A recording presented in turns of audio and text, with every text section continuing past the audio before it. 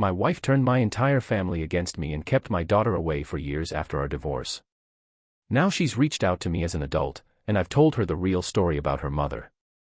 This is a story I never thought I'd share publicly, but after everything that has happened, I need to get it off my chest. The past few weeks have been nothing short of a roller coaster.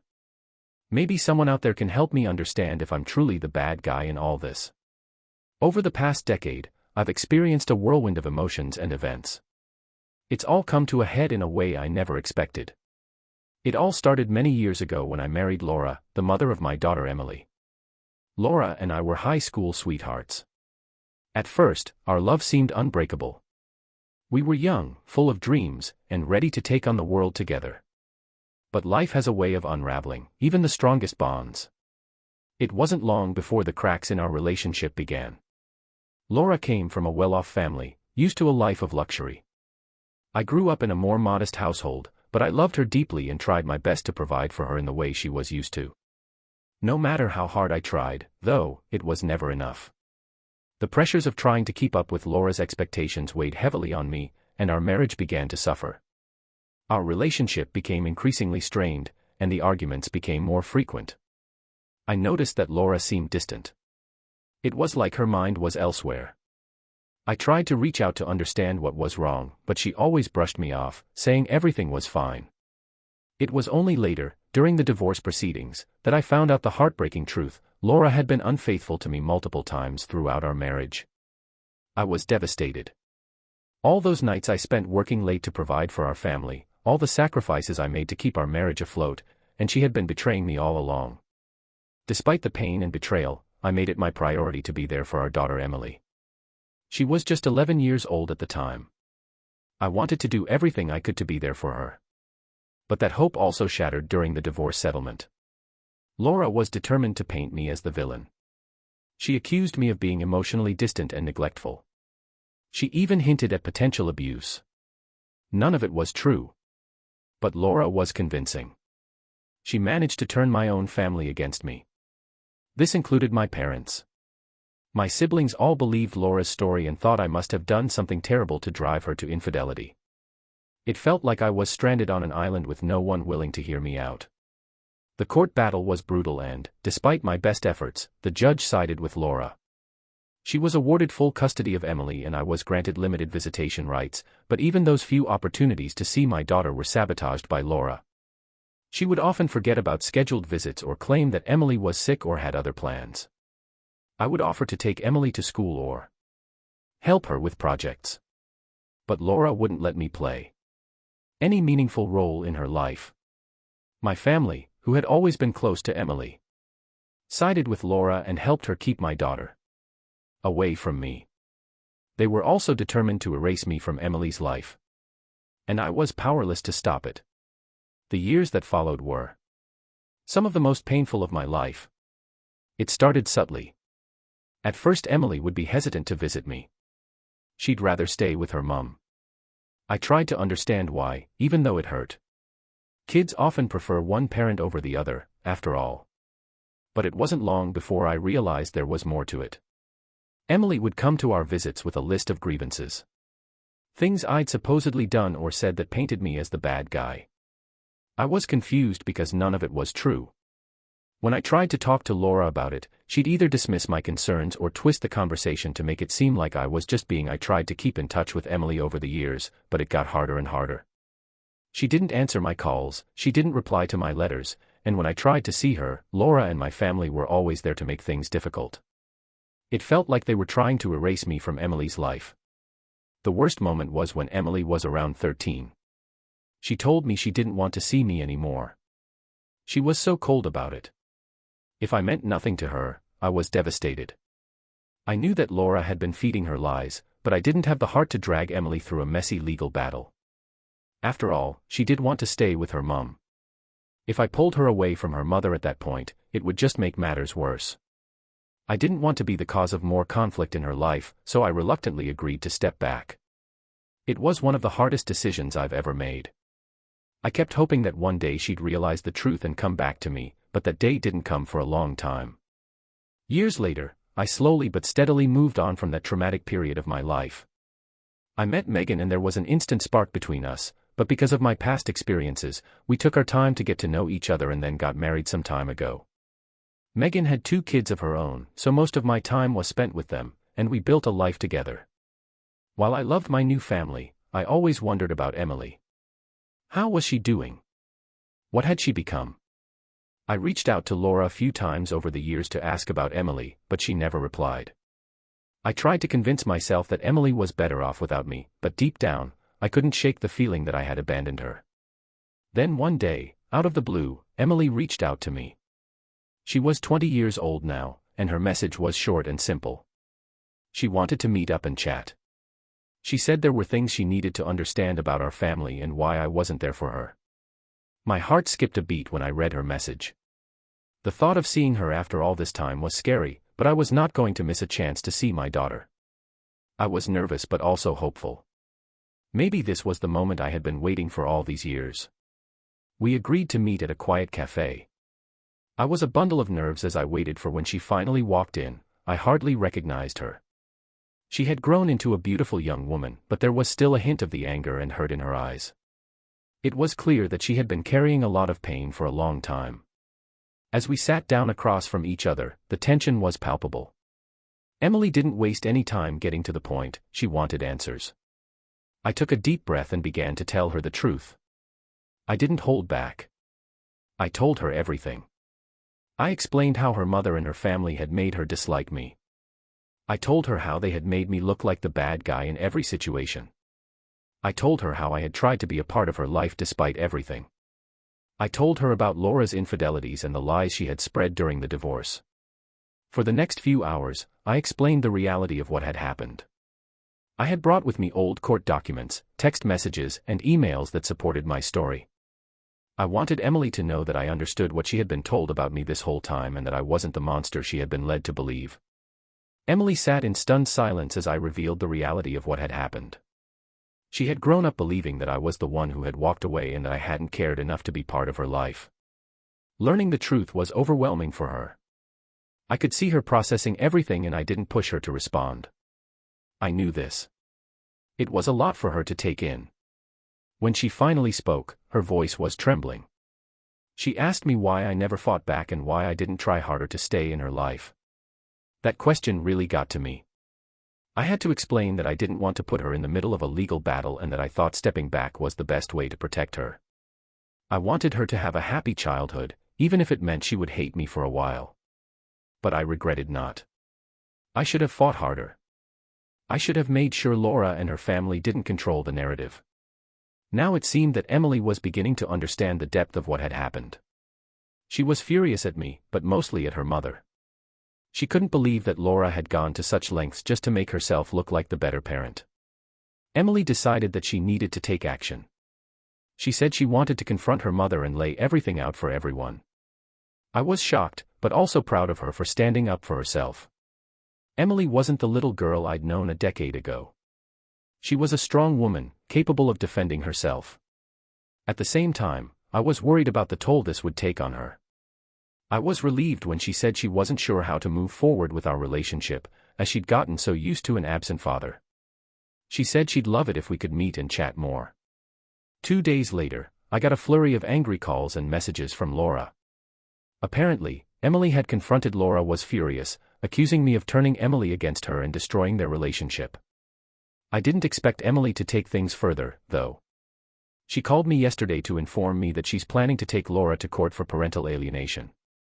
She wants to sue for the emotional damage caused by years of lies and manipulation. Now Laura won't stop calling me. She's alternating between threats and pleas, demanding that I talk Emily out of the lawsuit. My family is also trying to reconnect and smooth things over, but I'm at a loss. I'm relieved that Emily finally knows the truth, but I never intended for things to escalate to this point. At this point in my life, I also have Megan and the kids to take care of. I'm not sure if I can take the same mental pressure again. I don't want to cause more pain or drama, but I also feel that Laura and my family need to face the consequences of their actions.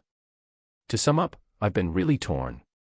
I'm proud of Emily for seeking the truth and for wanting to take a stand against what had been done to her. But I was also scared for her. The legal process is brutal, especially when it involves family. I didn't want her to get hurt more than she already had been. I tried to support her from a distance, giving her the space to make her own decisions. While letting her know I told her I was there for her whenever she needed me. I can't even describe the emotional pressure that I am facing from Laura and my family. 1. Because she didn't care about anyone around her. I just didn't know if it also included our daughter. After Emily's fight with her mother, she came to our place. Her eyes red from crying. This time she didn't hold back. She told us everything. Every painful detail of what her life had been like. Over the past 8 years Laura may have won custody. But it was clear that she had no idea how to be a mother. Let alone care for a child. Emily described how sometimes, Laura wasn't even home. She'd be out for days at a time, leaving Emily to fend for herself. The other half of the time, when Laura was home, she was drunk and erratic. Emily spoke of the nights when Laura would come home in a rage, throwing things, yelling, and sometimes even blaming Emily for her own failures and frustrations. It was heartbreaking to hear her recount these moments. The fear she must have felt, the loneliness. But the worst was yet to come. Emily told us about 2 incidents that still haunted her.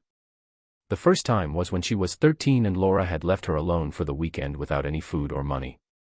Emily tried to cook something for herself but ended up burning her hand severely. She was in so much pain, but when she tried calling Laura, she didn't pick up. So Emily, who was just a child at the time, had to walk to the nearest hospital. Her hand was wrapped in a towel, and she waited for hours in the ER alone, scared and in pain. Until a nurse finally noticed her and helped her. Emily showed me the scar on her hand, a permanent reminder of her mother's neglect. The second time was even worse. She was 15 and Laura had been on a drinking binge for weeks. Emily tried to avoid her as much as possible, but one night Laura got violent. She threw a glass at Emily in a fit of rage and it shattered against her leg, cutting her deeply. Emily was bleeding and in shock, but instead of helping her, Laura screamed at her to clean up the mess. Emily was terrified. She wrapped her leg in an old shirt and once again made her way to the hospital, where she ended up needing stitches. As Emily recounted these stories, I felt a mix of anger and sorrow that I hadn't felt in years. I was angry at Laura for putting our daughter through this nightmare. I was also sorry for all the pain Emily had endured. She was just a kid and she didn't deserve any of this. She didn't deserve to be left alone. She was injured and scared. She didn't deserve to be treated like a burden by the person who was supposed to protect her. This was a case of physical and mental abuse. I found it ironic that the things she accused me of, to take away my daughter from me, became one of her everyday habits. All of this could have been avoided if Laura had just let me take care of my daughter. If she hadn't been so consumed by her own selfishness, things could have been different for Emily. Megan and I spent the whole night listening to Emily. We made sure she felt at home and that she knew she was safe now. Megan was especially comforting, holding Emily's hand and reassuring her that none of this was her fault. I could see how much it meant to Emily to have someone to comfort her and to tell her that she was loved and that she mattered. Then, in a moment that was both heartbreaking and bittersweet, Emily apologized to me. She didn't need to apologize, but she did. She said she was sorry for believing all the lies her mother had told her, for pushing me away, for not seeing the truth sooner. Her voice cracked as she told me that she had missed me so much all these years. She said she had often wondered what life would have been like if she had lived with me. I told her how much I had missed her too, how I had never stopped thinking about her, never stopped loving her. She didn't need to apologize to me because she was just a victim in Laura's games. It was a bittersweet moment because while it was painful to hear her apologies, it also meant that we were finally reconnecting after all these years of being apart. This was also a realization for me that I was done playing safe and avoiding family drama. My daughter's well-being was at stake here, and I was going to get the apology and reparation that she deserved, even if that meant getting into a legal battle with my ex-wife the next morning after a long night of talking and comforting Emily. I decided to confront my family about everything, every lie, every act of neglect, and everything that Emily had been put through. I was done with them pretending like they were the perfect family. While they had enabled Laura to destroy Emily's childhood, we had the proof we needed, the hospital records, the text messages, and even some old voicemails from Laura. That Emily had saved it was time to expose the truth, to let them know exactly what their complicity had cost. I could see that Emily was nervous, but there was also a resolve in her eyes that I hadn't seen before.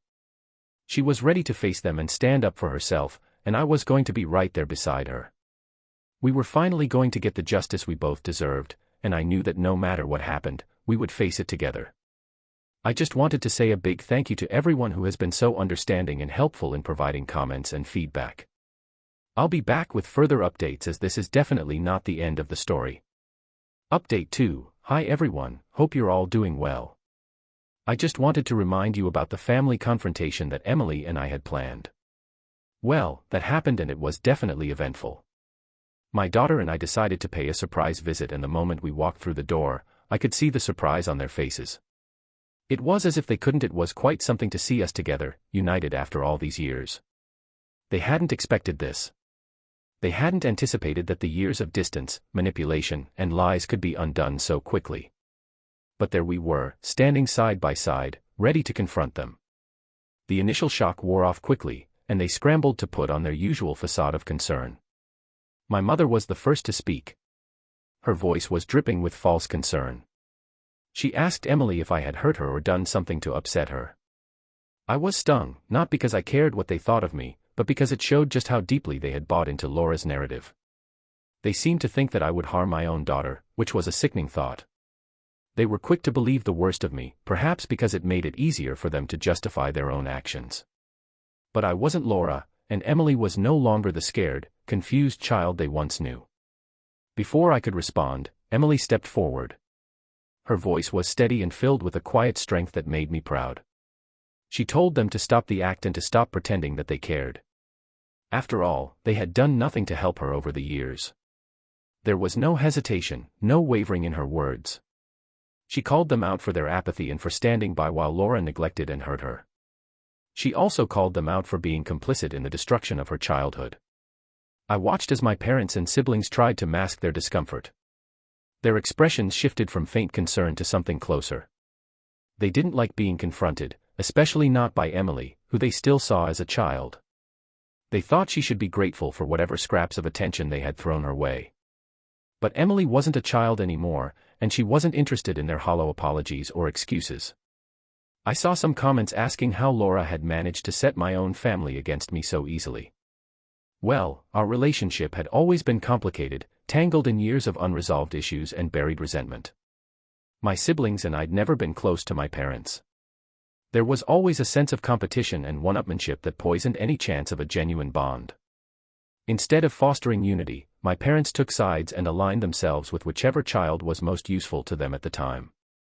When Laura came to them with the idea of divorcing me, they saw it as an opportunity to channel their lingering resentment towards me. They hadn't cared about the impact it would have on Emily or me.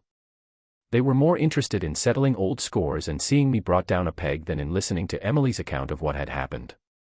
They hadn't considered how Laura had been abandoned or how she had suffered injuries and trauma.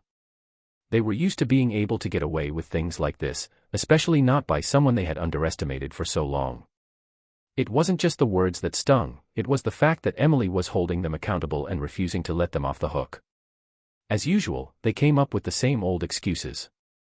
We hadn't revealed everything we had. There was no need to show all our cards at once.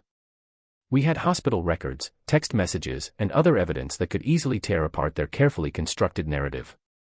But for now, we kept most of it close. We revealed enough to show we were serious. This wasn't just some emotional outburst. This was a warning. We were done playing by their rules. Things were about to get a whole lot more serious. We left. We left the house without waiting for any response. There was nothing they could say that would change anything. Nothing that would undo the years of pain and neglect they had allowed to happen. As we walked away, Emily delivered one final message. She told them to pass it on to Laura. She wanted her to know that we were coming with a very hefty case. She told her to be ready for it. The silence that followed us as we left was deafening. But it was a silence filled with unspoken words. It was a silence filled with the weight of what was to come. Emily and I had reached a point where we couldn't go back. The family had always thrived on division and keeping us isolated, which was bad for us. But now, with Emily and me standing together, they were the ones who were going to have to face the consequences. I've received some great advice from you all, and I'm constantly going through each and every comment. Your support means a lot. Over the past few days, I've been dealing with some of the most challenging situations I've ever faced. However, I believe we're finally on the verge of a breakthrough. Buckle up, because this is going to be a long one. After the incident at my family's place, I immediately contacted one of our lawyers. I wasn't going to let Laura get away with everything she'd done, not just to me but to Emily as well. But when I brought up the idea of pursuing legal action, Emily surprised me. She didn't want we can move forward with any legalities. It wasn't that she didn't care or that she was forgiving her mother. Far from it. Emily had just been through so much and she had other priorities now. Her academic life was thriving and she had big plans for her future. She couldn't afford to put that on hold to sue her mom and fight a court case. As her dad, I was so proud of her. After everything she had endured, she was still such a smart, resilient young woman with great career prospects. I was torn. Part of me wanted Laura to face the consequences of her actions and suffer for hurting Emily. It was one thing to mess up my life, but to harm Emily and rob her of a normal, happy childhood was something I found unforgivable. However, I respected Emily's wishes. Unlike at her mom's, her opinion mattered here, and that was something I would always keep in mind when making decisions. While all this was going on, something else happened. A day or two later, one of Laura's neighbors showed up at our doorstep with an envelope. The neighbor explained that Laura was leaving town for a while and had asked her to deliver the envelope to us. I wasn't sure what to expect, but I took the envelope and thanked the neighbor. Inside was a letter from Laura. It was long and filled with apologies and explanations. She tried to justify her actions. She wrote about how she became very alone after I left. She lost her job and things went downhill from there. She found another job, but it paid poorly and she sank deeper into depression. Drinking became her way of coping. She said she never meant to hurt Emily. She was just lost and overwhelmed by her own misery. Laura went on to detail more of her struggles. She tried to paint a picture of a woman pushed to the brink by circumstances beyond her control. But as I read it, all I could think was how hollow it all sounded. It was obvious that Laura was trying to make excuses for her behavior to make it seem like she was a victim of her own life.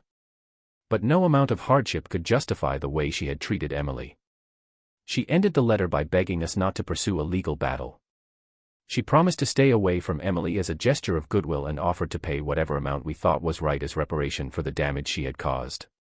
When I handed the letter to Emily, I could see the heartbreak in her eyes as I read it. It wasn't the apology she wanted. And it certainly wasn't the resolution she deserved. What kind of mother leaves her child like this? And then thinks that money could somehow make up for all the years of pain and neglect. It was a crushing realization for Emily. I knew she needed time to process everything. I gave Emily space. I understood she'd reach out to Megan or me when she was ready. My wife Megan had quickly become a source of comfort for Emily. She was someone she could confide in. Without judging her, Emily quickly became like family to all of us. She formed a close bond with Megan's children. I wanted to help, but I realized Emily benefited more from Megan's support and perspective to process everything. After a while, Emily came to me with her decision. She didn't want to pursue a legal case. She didn't want to drag this out any longer or get bogged down in a bitter court battle. She wanted to start fresh and focus on herself and her future, free from the shadows of the Emily was ready to move on. I wanted to help her get justice, but I knew she was making the right choice. She'd spent enough time living under her mother's mistakes. It was time for her to live her life on her own terms. Emily's decision marked the beginning of a new chapter for us. She started focusing more on her studies, channeling her energy into her goals and aspirations. Megan and I continued to support her in every way we could, offering guidance and encouragement as she. I've been navigating this new phase of my life, and it feels like a dream. I have 3 kids and an amazing wife by my side, and things couldn't have ended on a better note. The journey had been long and painful, but in the end, we found our way back to each other. That's the true victory in all of this. Thank you all again for your support. It's been a while, but I think we're finally on a path towards healing.